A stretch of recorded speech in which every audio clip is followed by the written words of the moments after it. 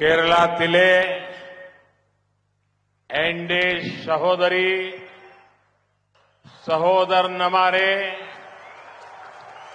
എല്ലാവർക്കും എന്റെ നമസ്കാരം. Friends, I bow to Sri Ananta Padmanabha Swami. I seek his blessings for the progress of the nation and its 140 crore people. It is always a pleasure to come to Thiruvananthapuram. This city is full of warm and affectionate people.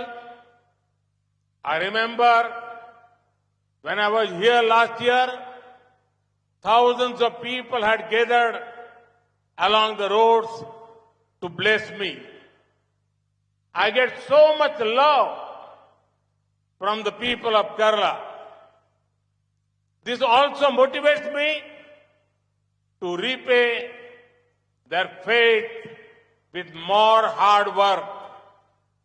സുഹൃത്തുക്കളെ, അനന്തപത്മനാഭസ്വാമിയെ ഞാൻ ആദ്യമായി നമസ്കരിക്കുകയാണ്. അനന്തപത്മനാഭന്റെ അനുഗ്രഹങ്ങൾ ഈ രാജ്യത്തിന്റെ പുരോഗതിക്ക് വേണ്ടിയും ഈ നാട്ടിലെ 140 കോടി ജനങ്ങൾക്ക് വേണ്ടിയും ഞാൻ അനന്തപത്മനാഭന്റെ അനുഗ്രഹങ്ങൾ ആഗ്രഹിക്കുകയാണ്. തിരുവനന്തപുരത്ത് വരുന്നത് എല്ലായ്പ്പോഴും വളരെ സന്തോഷകരമായിട്ടുള്ള കാര്യമാണ്. കാരണം ഈ നഗരം ഏറ്റവും സ്നേഹധനരായിട്ടുള്ള ആളുകളുള്ള നഗരമാണ്. എനിക്ക് ഓർമ്മയുണ്ട്, കഴിഞ്ഞ വർഷം ഞാൻ ഇവിടെ തിരുവനന്തപുരത്ത് വന്നപ്പോൾ തെരുവീഥികൾ മുഴുവൻ നിറഞ്ഞു കവിഞ്ഞ് എന്നെ സ്വാഗതം ചെയ്യാൻ, എന്നെ അനുഗ്രഹിക്കാൻ എത്തിയ ആയിരക്കണക്കിന് ആളുകൾ. കേരളത്തിലെ ജനങ്ങളിൽ നിന്ന് എനിക്ക് എക്കാലവും ഏറെ സ്നേഹം, എനിക്ക് എപ്പോഴും സ്വാഗതം ലഭിച്ചിട്ടുണ്ട്. ആ സ്നേഹം അത് തിരിച്ചു നൽകാൻ വേണ്ടി കൂടുതൽ അധ്വാനിക്കാൻ, കഠിനാധ്വാനം ചെയ്യാൻ, അതിനുള്ള പ്രേരണയാണ് ആ സ്നേഹം എനിക്ക് നൽകുന്നത്. साथियों, केरला के लोगों में इस बार एक अलग ही उत्साह है. 2019 में केरला में बीजेपी को लेकर जो आशा जगी थी, वो 2024 में विश्वास में बदलती नजर आ रही है. 2019 में केरला ने बीजेपी एनडीए को डबल डिजिट में वोट दिया था. 2024 में केरला डबल डिजिट में सीट देने का मन बना रहा है. मैं केरला से इसी आशीर्वाद की अपेक्षा भी करता हूं, क्योंकि केरला भविष्य को जीने वाला, भविष्य को जानने वाला राज्य है.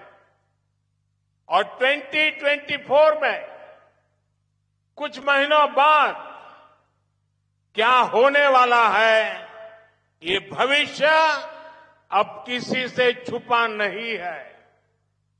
2019 में देश नारा दे रहा था, फिर एक बार मोदी सरकार.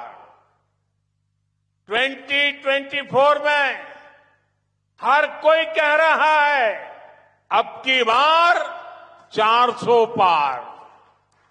സുഹൃത്തുക്കളെ, കേരളത്തിൽ ഈ തവണ ഒരു പ്രത്യേകമായിട്ടുള്ള ഉത്സാഹം, ആ ഉത്സാഹമാണ് കേരളത്തിലെ ജനങ്ങളിലുള്ളത്. 2019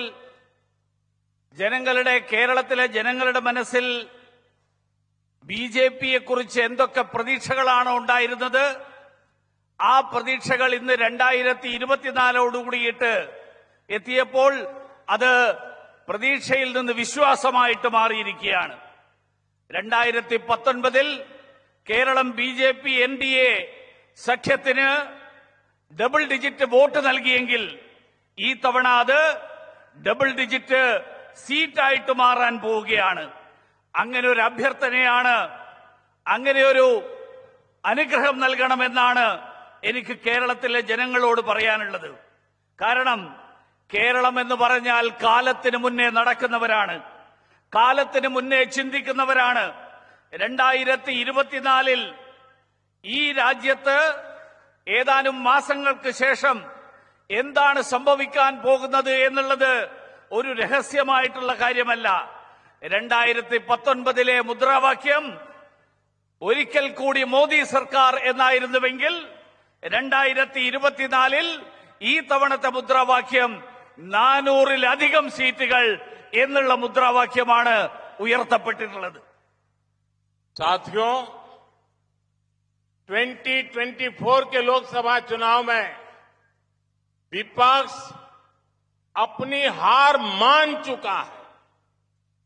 अपनी हार तय देखकर वो बौखलाया हुआ है. उसके पास देश के विकास का रोड मैप नहीं है. इसलिए उसने एक ही एजेंडा बनाया है, मोदी को गाली दो.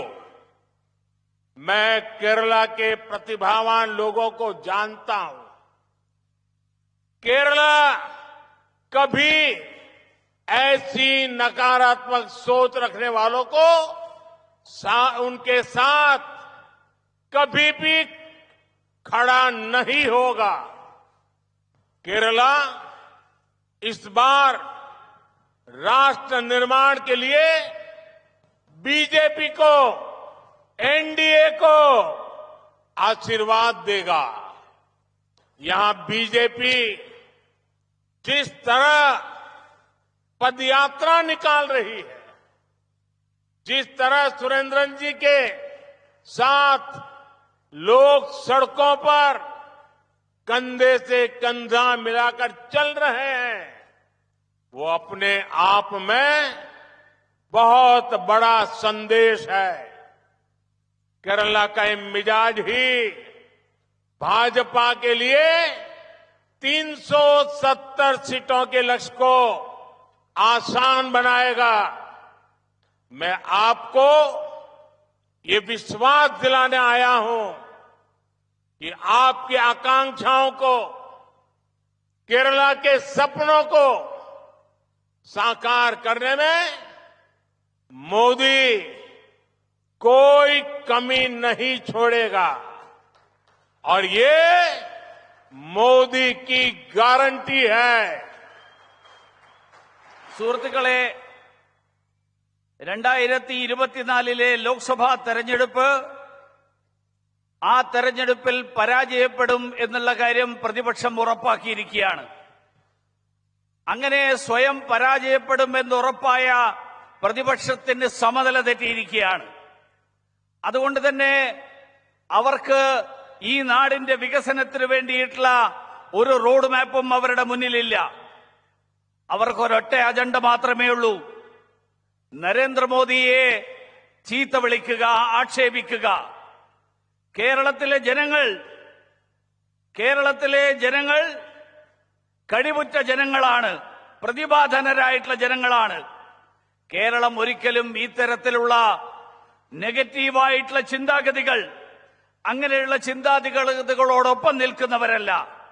കേരളം ഈ തവണ ഈ നാടിന്റെ നിർമ്മാണത്തിന് വേണ്ടിയിട്ട്, ഈ നാടിന്റെ പുരോഗതിക്ക് വേണ്ടി ഭാരതീയ ജനതാ പാർട്ടിക്കും എൻഡിഎക്കും പിന്തുണ നൽകും എന്നെനിക്ക് ഉറപ്പുണ്ട്. ഇവിടെ ബിജെപിയുടെ പദയാത്ര, ആ പദയാത്ര നടന്നു കഴിഞ്ഞിരിക്കുകയാണ്, ഇന്ന് അവസാനിക്കുകയാണ്. ഈ പദയാത്രയിൽ കേരളത്തിൽ ഉടനീളം പദയാത്രയ്ക്ക് നേതൃത്വം നൽകിയ സംസ്ഥാന അധ്യക്ഷൻ കെ സുരേന്ദ്രനോടൊപ്പം തോളോട് തോൾ ചേർന്നുകൊണ്ട് എങ്ങനെയാണ് കേരളത്തിലെ ജനങ്ങൾ ആ പദയാത്രയിൽ പങ്കാളികളായത് എന്ന് വലിയൊരു സന്ദേശമാണ് നൽകുന്നത്. ആ സന്ദേശം, കേരളത്തിന്റെ ഈ മനോഭാവം, 370 സീറ്റ് എന്നുള്ള ലക്ഷ്യം, ആ ലക്ഷ്യം എളുപ്പമാക്കിയിരിക്കുകയാണ്. അതുകൊണ്ട് തന്നെ ഞാൻ നിങ്ങൾക്ക് ഒരിക്കൽ കൂടി ഉറപ്പ് നൽകാൻ ആഗ്രഹിക്കുന്നു. നിങ്ങളുടെ പ്രതീക്ഷകൾ സഫലീകരിക്കാൻ, കേരളത്തിന്റെ സ്വപ്നങ്ങൾ സഫലീകരിക്കാൻ, അതിനു വേണ്ടിയിട്ട് എല്ലാ ശ്രമങ്ങളും നടത്താൻ നരേന്ദ്രമോദി പ്രതിജ്ഞാബദ്ധനാണ്. അതാണ് മോദിയുടെ ഗ്യാരണ്ടി. साथियों, बीजेपी ने कभी केरला को या देश के और किसी राज्य को वोट के चश्मे से नहीं देखा है। जब बीजेपी यहां कमजोर थी, तब भी हमने केरला को मजबूत बनाने के लिए काम किया। इन 10 वर्षों में देश का जो विकास हुआ, जो बड़े फैसले लिए गए, उनका उतना ही लाभ केरला को भी मिला जितना बीजेपी शासित प्रदेशों को। केरला की जागरूक जनता ये सब जानती है और यहां के लोग तो पूरी दुनिया में है। आज विश्व में भारत का बढ़ता हुआ कद, उसने केरला के लोगों में एक नया आत्मविश्वास भरा है। गल्फ के देशों में रहने वाले मेरे भाई बहनों ने अभी हाल ही में अनुभव किया है कि तब के भारत और आज के भारत में कितना फर्क है। 2024 का चुनाव इस नए भारत को और आगे लेकर जाने का चुनाव है। സുഹൃത്തുക്കളെ, ബിജെപി ഒരിക്കലും കേരളത്തോട് ഒരിക്കലും വിവേചനം കാണിച്ചിട്ടില്ല. അഥവാ രാജ്യത്തെ ഒരു സംസ്ഥാനത്തോടും വോട്ടിന്റെ അടിസ്ഥാനത്തിൽ ഒരു സംസ്ഥാനത്തെയും ഭാരതീയ ജനതാ പാർട്ടി കണ്ടിട്ടില്ല. ബിജെപി വളരെ ദുർബലമായിട്ടുള്ള പാർട്ടിയായിട്ടിരുന്ന കാലത്തും കേരളത്തെ ശക്തിപ്പെടുത്താൻ വേണ്ടിയിട്ടുള്ള പ്രവർത്തനങ്ങളിൽ ബിജെപി പങ്കാളികളായിരുന്നു. കഴിഞ്ഞ 10 വർഷമായിട്ട് ഈ രാജ്യത്തുണ്ടായിട്ടുള്ള പുരോഗതി, ഈ രാജ്യത്തിന്റെ പുരോഗതിക്ക് വേണ്ടിയിട്ട് എടുത്തിട്ടുള്ള വിവിധ തീരുമാനങ്ങൾ, ആ തീരുമാനങ്ങളുടെ എല്ലാം പ്രയോജനം മറ്റ് സംസ്ഥാനങ്ങൾക്ക്, ബിജെപി ഭരിക്കുന്ന സംസ്ഥാനങ്ങൾക്ക് കിട്ടുന്ന അതേ അളവിൽ കേരളത്തിനും കിട്ടുന്നു എന്ന് ഉറപ്പുവരുത്താൻ കേന്ദ്ര സർക്കാർ എപ്പോഴും ശ്രദ്ധിച്ചിട്ടുണ്ട്. കേരളത്തിലെ അറിവുള്ള ജനങ്ങൾ, ആ ജനങ്ങൾക്ക്, വിവേകശാലികളായിട്ടുള്ള ജനങ്ങൾക്ക് ഇതെല്ലാം അറിയാം. അതുകൊണ്ട് തന്നെ മാത്രമല്ല, രാജ്യം മുഴുവൻ, ലോകം മുഴുവൻ, കേരളത്തിലെ ജനങ്ങൾ ഈ ലോകം മുഴുവൻ പല ഭാഗങ്ങളിൽ ജീവിക്കുന്നവരാണ്. ഇന്ന് ലോകത്ത് ഭാരതത്തിന്റെ ഉയർന്നു വരുന്ന സ്ഥാനം, ആ സ്ഥാനം കേരളത്തിലെ ജനങ്ങൾക്കും ഒരു പുതിയ ആത്മവിശ്വാസം സൃഷ്ടിച്ചിട്ടുണ്ട്. ഗൾഫ് രാജ്യങ്ങളിലുള്ള കേരളത്തിലെ സഹോദരന്മാർ, അങ്ങനെയുള്ള സഹോദരന്മാർ അവർ ഈ അടുത്ത കാലത്ത് അത് അനുഭവിച്ചു. പണ്ട് കാലത്ത് ആ രാജ്യത്ത് ഇന്ത്യക്കാരുടെ സ്ഥിതി എന്തായിരുന്നു, ഇനി ഇന്ത്യക്കാരുടെ സ്ഥിതി എങ്ങനെ മാറിയിരിക്കുന്നു. അതുകൊണ്ട് 2024 ഈ വരാൻ പോകുന്ന തെരഞ്ഞെടുപ്പ് ഇന്ത്യയെ വീണ്ടും മുന്നോട്ട് കൊണ്ടുപോകാൻ അതിനു വേണ്ടിയിട്ടുള്ള ഒരു തെരഞ്ഞെടുപ്പായിട്ട് മാറും. साथियों, आज देश में मोदी के तीसरे कार्यकाल को लेकर हर तरफ चर्चा हो रही है। मोदी सरकार के तीसरे कार्यकाल में भारत विश्व की तीसरी सबसे बड़ी इकोनॉमी बनेगा. इदाणु मोदीयुडे ग्यारंटी. हमारे तीसरे कार्यकाल में भ्रष्टाचार से हमारी लड़ाई और तेज होगी. भ्रष्ट लोग कोई भी गलत काम करने से पहले 100 बार सोचेंगे इदाणु मोदीयुडे गारंटी। हमने पहले ही 25 करोड़ से ज्यादा लोगों को गरीबी से बाहर निकाला है और अब तीसरे कार्यकाल में कई करोड़ भारतवासी गरीबी से बाहर आने वाले हैं। इदाणु मोदीयुडे गारंटी। साथियों, केरला में सबको ये पता है कि एलडीएफ और यूडीएफ दोनों ने केरला में शिक्षा व्यवस्था की क्या हालत की है। सबको पता है कि केरला के मेरे गरीब और मिडिल क्लास परिवारों के बच्चों को हायर एजुकेशन में कितनी दिक्कत आती है। हमारा तीसरा कार्यकाल केरला में शिक्षण संस्थानों की स्थिति को और अच्छा करने पर केंद्रित होगा।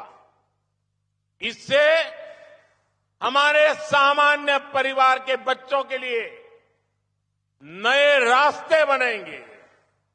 इदाणु मोदीयुडे गारंटी। हमारा तीसरा कार्यकाल सेमीकंडक्टर से ग्रीन हाइड्रोजन तक तरक्की के नए क्षेत्र खोलने का कार्यकाल होगा। इससे केरला के नौजवानों के लिए नौकरियां और रोजगार के लाखों अवसर बनेंगे। इदाणी മോദിയുടെ ഗ്യാരണ്ടി. സുഹൃത്തുക്കളെ, ഇന്ന് നമ്മുടെ നാട്ടിലെല്ലാം മോദിയുടെ മൂന്നാം സർക്കാർ, ആ സർക്കാരിനെ പറ്റിയിട്ടുള്ള നിരവധി തരത്തിലുള്ള ചർച്ചകൾ നടന്നുകൊണ്ടിരിക്കുകയാണ്. ഈ മൂന്നാം സർക്കാർ, മോദി സർക്കാരിന്റെ മൂന്നാമത്തെ ടേം, ആ മൂന്നാമത്തെ ടേമിൽ ഇന്ത്യ ലോകത്തിലെ മൂന്നാമത്തെ ഏറ്റവും വലിയ സാമ്പത്തിക ശക്തിയായിട്ട് മാറും. ഇതാണ് മോദിയുടെ ഗ്യാരണ്ടി. ഈ നമ്മുടെ സർക്കാരിന്റെ മൂന്നാമത്തെ ടേമിൽ അഴിമതിക്കെതിരായിട്ടുള്ള യുദ്ധം, ആ യുദ്ധം കൂടുതൽ ശക്തമാക്കും. അതുകൊണ്ട് തന്നെ അഴിമതിക്കാർക്ക് അവരെന്തെങ്കിലും തെറ്റുകൾ ചെയ്യുന്നതിന് മുൻപ് 100 വട്ടം ആലോചിക്കേണ്ടി വരും. ഇതാണ് മോദിയുടെ ഗ്യാരണ്ടി. കഴിഞ്ഞ 10 വർഷക്കാലത്തിനിടയിൽ 25 കോടിയിലധികം ആളുകളെ ദാരിദ്ര്യരേഖയുടെ മുകളിലേക്ക് കൊണ്ടുവരാൻ നമുക്ക് സാധിച്ചു. മൂന്നാമത്തെ ടേമിൽ ഇനിയും നിരവധി കോടി ഇന്ത്യക്കാരെ ദാരിദ്ര്യത്തിൽ നിന്ന് മുക്തരാക്കാൻ വേണ്ടിയിട്ടുള്ള പ്രയത്നമായിരിക്കും ഇനി വരാൻ പോകുന്ന മൂന്നാമത്തെ സർക്കാരിൽ. ഇതാണ് മോദിയുടെ ഗ്യാരണ്ടി. കേരളത്തിലെ വിദ്യാഭ്യാസ മേഖലയിലുള്ള സ്ഥിതിയെക്കുറിച്ച് എങ്ങനെ എൽഡിഎഫും യുഡിഎഫും ഇവിടുത്തെ വിദ്യാഭ്യാസത്തെ ഏത് അവസ്ഥയിലേക്ക് എത്തിച്ചു എന്ന് നമുക്കെല്ലാവർക്കും അറിയാം. അതുകൊണ്ട് തന്നെ കേരളത്തിലെ പാവപ്പെട്ടവരായിട്ടുള്ള ആളുകൾ, സാധാരണക്കാരായിട്ടുള്ള ആളുകൾ, അങ്ങനെയുള്ളവരുടെ കുടുംബങ്ങളിൽ നിന്ന് വരുന്ന ആളുകൾക്ക് ഉന്നത വിദ്യാഭ്യാസം എത്രമാത്രം ബുദ്ധിമുട്ടുള്ളതായി മാറി എന്നെല്ലാവർക്കും അറിയാം. അതുകൊണ്ട് അടുത്ത സർക്കാർ, നരേന്ദ്രമോദിയുടെ മൂന്നാം സർക്കാർ, കേരളത്തിലെ വിദ്യാഭ്യാസ സ്ഥാപനങ്ങളിലെ ഈ സ്ഥിതിയിൽ മാറ്റം വരുത്തിക്കൊണ്ട് കേരളത്തിലെ വിദ്യാഭ്യാസ സ്ഥാപനങ്ങൾക്ക് എങ്ങനെ മുന്നോട്ടു പോകാൻ കഴിയുന്ന വിധത്തിൽ പ്രവർത്തിക്കാൻ കഴിയും എന്നുള്ളതിലുള്ള ഊന്നലായിരിക്കും അടുത്ത സർക്കാരിന്റെ ലക്ഷ്യം. അത് ഈ നാട്ടിലെ സാധാരണക്കാരുടെ കുടുംബങ്ങളിലെ കുട്ടികൾക്ക് അവർക്ക് പുതിയ വഴി തുറക്കും. ഇതാണ് മോദിയുടെ ഗ്യാരണ്ടി. നമ്മുടെ മൂന്നാം സർക്കാർ, ആ സർക്കാർ സെമി കണ്ടക്ടർ മുതൽ ഹൈഡ്രജൻ വരെയുള്ള, ഗ്രീൻ ഹൈഡ്രജൻ വരെയുള്ള വിവിധ മേഖലകളിലെ ആധുനിക സാങ്കേതിക വിദ്യ ഉപയോഗിച്ചുകൊണ്ടുള്ള അങ്ങനെയുള്ള ഒരു കാലഘട്ടമായിരിക്കും. ആ മേഖലകളിൽ കേരളത്തിലെ ചെറുപ്പക്കാർക്ക് നിരവധി ലക്ഷക്കണക്കിന് തൊഴിലവസരങ്ങൾ, ആ തൊഴിലവസരങ്ങൾ പ്രദാനം ചെയ്യുന്നതായിരിക്കും. ഇതാണ് മോദിയുടെ ഗ്യാരണ്ടി. साथियों, केरला की राज्य सरकार के लगातार असहयोग मिलने के बावजूद भी केरला भारत सरकार के लिए प्राथमिकता पर रहा है. भाजपा सरकार ने ही तय किया है कि केंद्र सरकार की सारी नौकरियों की परीक्षा मलयालम समेत सारी स्थानीय भाषाओं में भी कराई जाए. भाजपा सरकार ने ही भारत की पारंपरिक चिकित्सा, आयुर्वेद और योग के लिए पूरी दुनिया को देश से जोड़ा है. आज केरला के 1.5 करोड़ से ज्यादा लोग भाजपा सरकार की फ्री राशन योजना का लाभ उठा रहे हैं. आयुष्मान भारत योजना के जरिए यहां के लोगों को करीब 5,500 करोड़ रुपए का मुफ्त इलाज मिला है.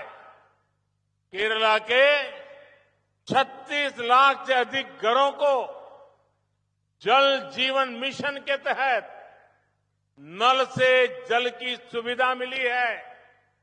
केरला के 40 लाख किसानों को सम्मान निधि के रूप में सीधी आर्थिक मदद मिली है.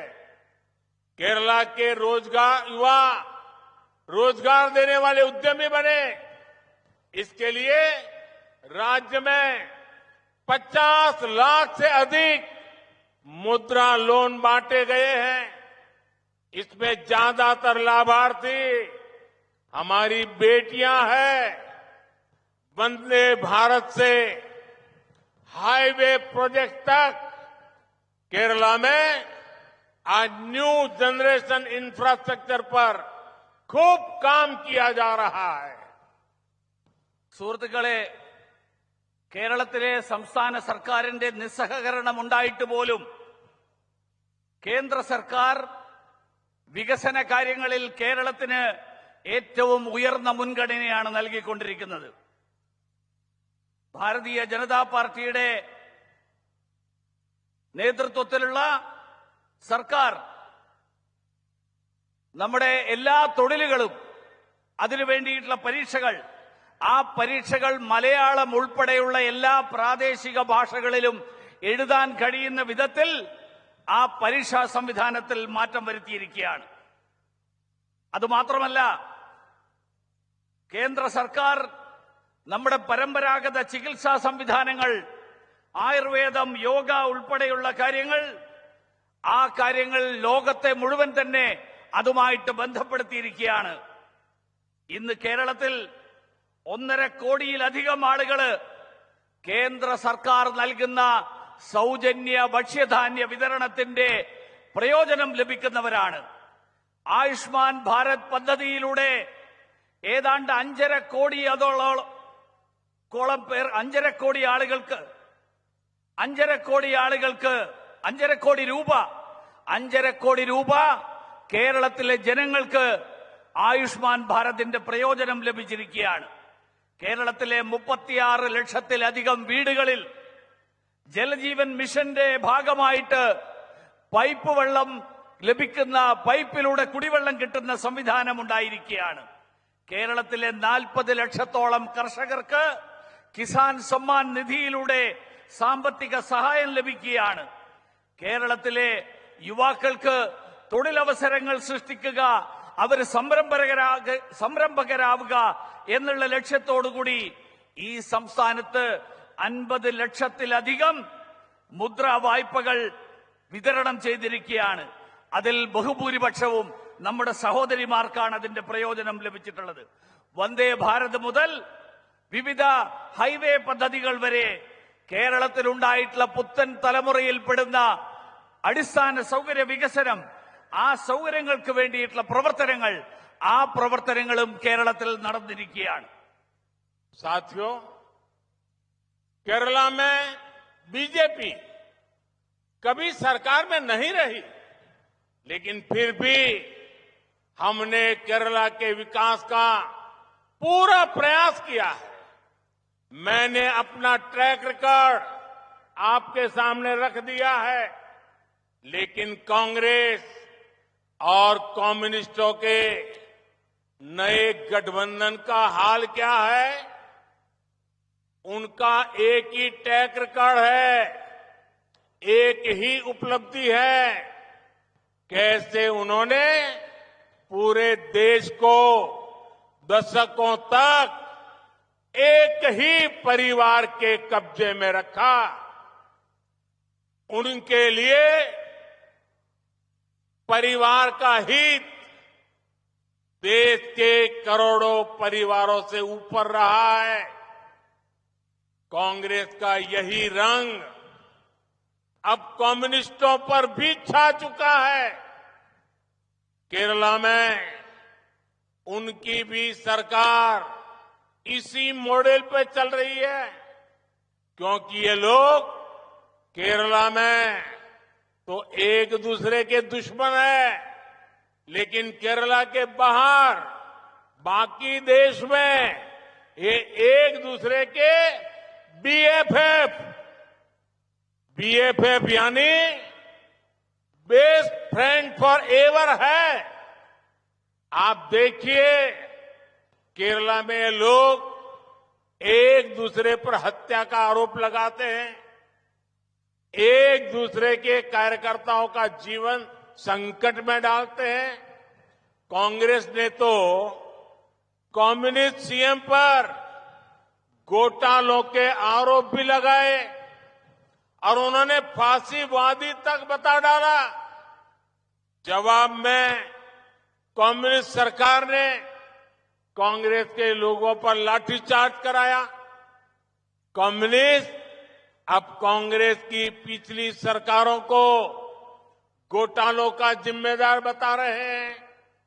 ये लोग कांग्रेस के युवराज को केरला से बाहर रहने की नसीहत भी दे रहे हैं, लेकिन केरला के बाहर ये इंडी गठबंधन की बैठक में कम्युनिस्ट और कांग्रेस साथ साथ बैठते हैं, बगल बगल में बैठते हैं, समोसा खाते हैं, बिस्किट खाते हैं, चाय पीते हैं।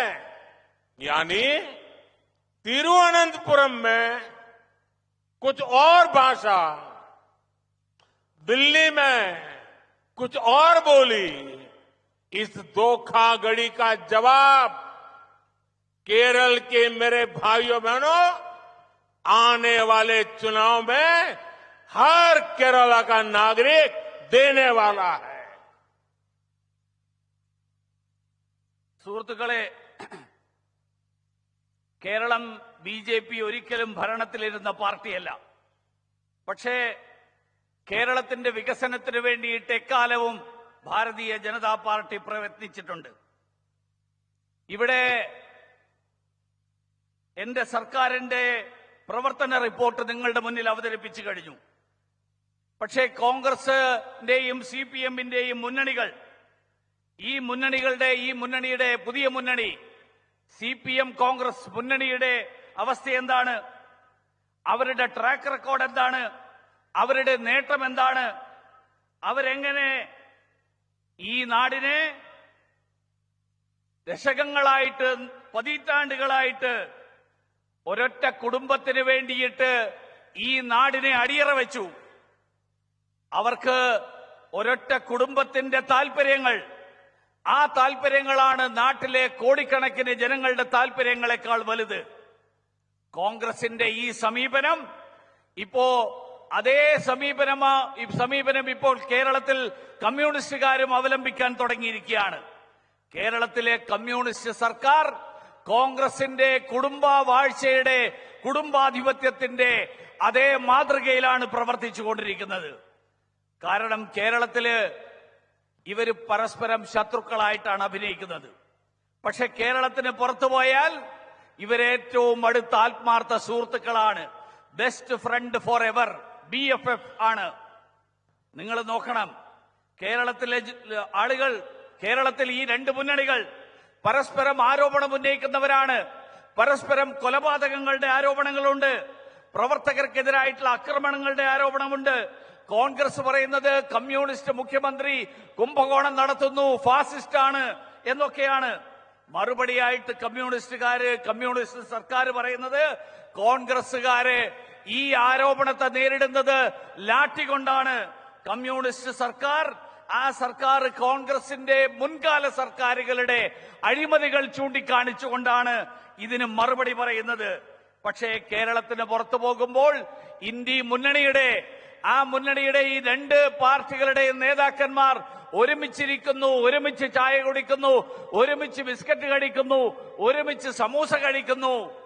അങ്ങനെ അവര് കേരളത്തിന് തിരുവനന്തപുരത്ത് വരുമ്പോ പറയുന്ന ഭാഷയൊന്ന്, അവരുടെ വാക്കുകളൊന്ന്, തിരുവനന്തപുരത്തിന് പുറത്തു പോയാൽ, ഡൽഹിയിൽ ചെന്നാൽ അവരുടെ പെരുമാറ്റം വേറെയൊന്ന്.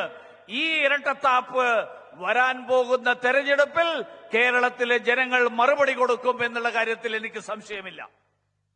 साथियों, केरला की पहचान है टूरिज्म से लेकर के टैलेंट से, लेकिन कांग्रेस और कम्युनिस्टों ने इसे घोटालों और अराजकता की पहचान देने की कोशिश की है।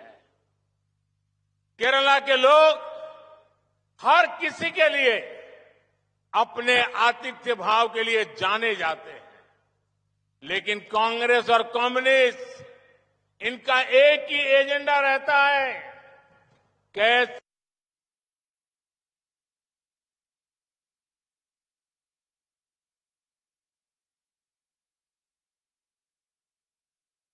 ये जाने जाते हैं।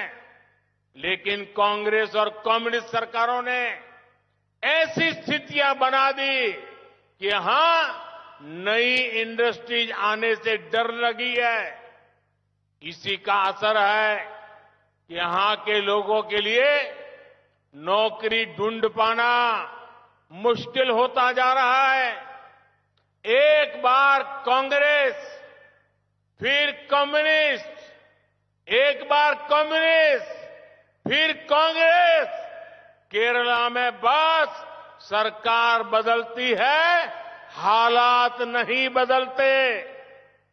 अब की बार ये लोकसभा चुनाव केरला के हालात बदलने का मौका है। पहली बार केरला के पास नई राजनीति के उदय का मौका है। സുഹൃത്തുക്കളെ, കേരളത്തെ ലോകമറിയുന്നത് വിനോദസഞ്ചാരത്തിന്റെ നാടായിട്ടാണ്, കഴിവുറ്റ ചെറുപ്പക്കാരുടെ നാടായിട്ടാണ്. പക്ഷേ കോൺഗ്രസും കമ്മ്യൂണിസ്റ്റുകളും കേരളത്തെ അഴിമതിയുടെയും അക്രമങ്ങളുടെയും നാടായിട്ട് മാറ്റാൻ വേണ്ടിയിട്ടുള്ള പ്രവർത്തനമാണ് നടത്തിക്കൊണ്ടിരിക്കുന്നത്. കേരളത്തിലെ ജനങ്ങൾ അറിയപ്പെടുന്നത് ഏറ്റവും കൂടുതൽ ആതിഥ്യ ഭാവമുള്ള, എല്ലാവരെയും സ്വീകരിക്കുന്ന ജനങ്ങളായിട്ടാണ്. പക്ഷേ കേരളത്തിലെ കോൺഗ്രസും കമ്മ്യൂണിസ്റ്റുകളും അവർക്കൊരൊറ്റ അജണ്ട മാത്രമേ ഉള്ളൂ: എങ്ങനെ ആളുകളെ തമ്മിലടുപ്പിച്ചുകൊണ്ട് വോട്ട് ബാങ്ക് രാഷ്ട്രീയം നടത്തിക്കൊണ്ട് അവരുടെ താൽപര്യങ്ങൾ സംരക്ഷിക്കാൻ കഴിയും. കേരളത്തിലെ ആളുകൾ ദശാബ്ദങ്ങളായിട്ട്, നൂറ്റാണ്ടുകളായിട്ട് കേരളത്തിലെ ജനങ്ങൾ വ്യാപാരത്തിലും വ്യവസായത്തിലുമൊക്കെ ഏർപ്പെട്ടിരിക്കുന്ന ആളുകളായിട്ടാണ് അറിയപ്പെടുന്നത്. പക്ഷേ കേരളത്തിൽ കമ്മ്യൂണിസ്റ്റ് കോൺഗ്രസ് സർക്കാരുകൾ കേരളത്തിലെ സാഹചര്യങ്ങൾ മാറ്റി പുതിയ വ്യവസായങ്ങൾ തുടങ്ങാൻ കഴിയാത്തൊരു സാഹചര്യം, അങ്ങനെ ഒരു സാഹചര്യം കേരളത്തിൽ സൃഷ്ടിച്ചിരിക്കുകയാണ്. അതിന്റെ ഫലമെന്താ? അതിന്റെ കാരണം, അതിന്റെ ഫലമായിട്ട് കേരളത്തിലെ സാധാരണക്കാർക്ക് തൊഴിൽ ലഭിക്കാത്ത സാഹചര്യം, ആ തൊഴിൽ ലഭിക്കാത്ത ഒരു സാഹചര്യം, അങ്ങനെ ഒരു സാഹചര്യമാണ് ഇവിടെ സൃഷ്ടിച്ചിരിക്കുന്നത്. കേരളത്തിൽ ഒരു തവണ കോൺഗ്രസ്, അടുത്ത തവണ കമ്മ്യൂണിസ്റ്റുകാർ, ഒരു തവണ കമ്മ്യൂണിസ്റ്റുകാർ, അടുത്ത തവണ കോൺഗ്രസ്. അങ്ങനെ കേരളത്തിൽ സർക്കാരുകൾ മാറുന്നു, കേരളത്തിലെ സാഹചര്യങ്ങളിൽ മാറ്റം വരുന്നില്ല. ഈ തവണത്തെ ലോക്സഭാ തെരഞ്ഞെടുപ്പ് കേരളത്തിലെ സാഹചര്യങ്ങളിൽ മാറ്റം വരുത്താൻ അതിനു വേണ്ടിയിട്ടുള്ള അവസരമാണ്. അതുകൊണ്ട് ചരിത്രത്തിൽ ആദ്യമായിട്ട് കേരളത്തിൽ ഒരു പുതിയ രാഷ്ട്രീയത്തിന്റെ ഉദയം, ഒരു പുതിയ കേരളത്തിന്റെ സൃഷ്ടി, ആ പുതിയ കേരളത്തിന്റെ സൃഷ്ടിക്ക് വേണ്ടിയിട്ടുള്ള അവസരമാണ് ഈ വരാൻ പോകുന്ന തെരഞ്ഞെടുപ്പ്. साथियों, बीजेपी का एक ही मंत्र है, सबका साथ, सबका विकास, सबका विश्वास और सबका प्रयास. हमारे लिए हर समुदाय, हर जाति और हर क्षेत्र महत्वपूर्ण है. हमने हर वर्ग को सम्मान और स्वाभिमान से जोड़ने की कोशिश की है. हमने देश के हर नागरिक की उन्नति के लिए काम किया है. युद्ध क्षेत्रों से नरसेज को, हर धर्म के लोगों को निकालना हो या ट्रिपल तलाक का कानून पास करना हो, हमारी सरकार ने सबकी सरकार और सबके लिए सरकार के मंत्र पर काम किया है. हम तीसरे कार्यकाल में भी इसी भावना के साथ आपकी सेवा करते रहेंगे, काम करने वाले हैं. इसी विश्वास के साथ आप सभी को एक बार फिर नमस्कारम, धन्यवाद. സുഹൃത്തുക്കളെ, ഭാരതീയ ജനതാ പാർട്ടിയുടെ മുദ്രാവാക്യം ഒരൊറ്റ മുദ്രാവാക്യം. ആ മുദ്രാവാക്യം നമുക്ക് എല്ലാവർക്കും അറിയാം. എല്ലാവരോടുമൊപ്പം, എല്ലാവരുടെയും വികസനം, എല്ലാവരുടെയും വിശ്വാസം, എല്ലാവരുടെയും പരിശ്രമം. നമ്മളെ സംബന്ധിച്ചിടത്തോളം ഓരോ സമൂഹവും, ഓരോ സമുദായവും, ഓരോ ജാതിയും, ഓരോ പ്രദേശങ്ങളും, ആ പ്രദേശങ്ങളെല്ലാം തന്നെ പ്രത്യേകം പ്രാധാന്യമർഹിക്കുന്നവയാണ്. നമ്മൾ എല്ലാ പ്രദേശങ്ങൾക്കും, എല്ലാ വിഭാഗം ജനങ്ങൾക്കും അവർക്ക് ആദരവ് നൽകാൻ, അവരെ ഒരുമിച്ച് ചേർക്കാൻ അതിനു വേണ്ടിയിട്ടുള്ള പ്രയത്നമാണ് നടത്തിയിട്ടുള്ളത്. അതുകൊണ്ട് ഈ നാട്ടിലെ ഓരോ പൗരന്റെയും പുരോഗതിക്ക് വേണ്ടി, ഉന്നമനത്തിന് വേണ്ടിയിട്ട്, അതിനു വേണ്ടിയിട്ടുള്ള പ്രയത്നമാണ് നമ്മൾ നടത്തിയിട്ടുള്ളത്. അതുകൊണ്ട് യുദ്ധക്ഷേത്രങ്ങളിൽ നിന്നുള്ള നഴ്സുമാരെയാണെങ്കിലും, അതല്ല ഏത് മതത്തിൽപ്പെടുന്നവരാണെങ്കിലും ശരി, ആ മതം പരിഗണന കൂടാതെ, സമുദായ പരിഗണന കൂടാതെ അവരെ വിഷമകരമായിട്ടുള്ള സാഹചര്യങ്ങളിൽ നിന്ന് രക്ഷപ്പെടുന്നതിലാണെങ്കിലും, അതല്ല ട്രിപ്പിൾ തലാക്ക് പോലെയുള്ള, മുത്തലാക്ക് പോലെയുള്ള നിയമങ്ങൾ പാസാക്കുന്നതിലാണെങ്കിലും നമ്മുടെ സർക്കാർ എല്ലാവരുടെയും സർക്കാർ എന്നുള്ള നിലയിലാണ് പ്രവർത്തിച്ചിട്ടുള്ളത്. എല്ലാവർക്കും വേണ്ടിയുള്ള സർക്കാർ എന്നുള്ള നിലയിൽ ആ മുദ്രാവാക്യം ഉയർത്തിപ്പിടിച്ചുകൊണ്ടാണ് പ്രവർത്തിച്ചിട്ടുള്ളത്. അതുകൊണ്ട് വരാൻ പോകുന്ന മൂന്നാം സർക്കാർ, ആ മൂന്നാം സർക്കാരിന്റെ കാലത്തും ഇതേ ആശയത്തോടുകൂടി, ഇതേ ആശയങ്ങൾ മുൻനിർത്തിക്കൊണ്ടായിരിക്കും സർക്കാർ പ്രവർത്തിക്കുന്നത്. ഈ ഒരു ഉറപ്പ് നിങ്ങൾക്ക് നൽകിക്കൊണ്ട്, നിങ്ങൾക്ക് എല്ലാവർക്കും ഒരിക്കൽ കൂടി നമസ്കരിച്ചുകൊണ്ട് ഞാൻ എന്റെ വാക്കുകൾ അവസാനിപ്പിക്കുന്നു. मेरे साथ बोलिए, भारत माता की जय.